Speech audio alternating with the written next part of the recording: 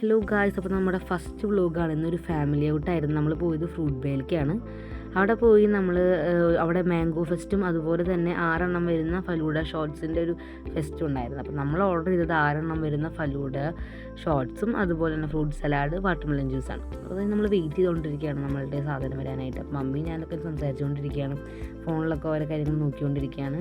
അതിപ്പോൾ വരാൻ കുറച്ച് ഡിലേ ഉണ്ടായിരുന്നു, കാരണം ആൾക്കാരുണ്ടായിരുന്നു, തിരക്കുണ്ടായിരുന്നു.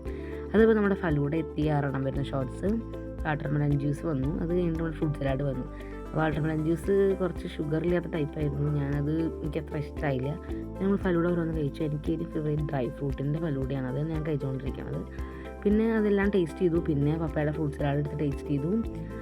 അത് കഴിഞ്ഞ് മമ്മി എൻ്റെ ഫ്രൂട്ട് ജ്യൂസ് കുടിച്ചു. അപ്പോൾ എനിക്കത് അത്ര ഇഷ്ടമായില്ല, കാരണം മധുരം ഉണ്ടായിരുന്നില്ല.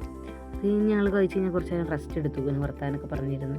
മെയിൻ റെസ്റ്റ് എന്ന് പറഞ്ഞു കഴിഞ്ഞാൽ ചർച്ചയാണ്, ആരെന്ന് വിളിപ്പിച്ചു.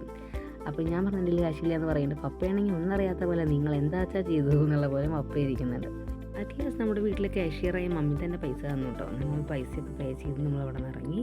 അങ്ങനെ നമ്മൾ വീടെത്തിയ ഒരു കുഞ്ഞു ഡേ ഔട്ടായിരുന്നു. അപ്പോൾ നമുക്ക് നെക്സ്റ്റ് വീഡിയോയിൽ കാണാം. Thanks for watching. Bye bye.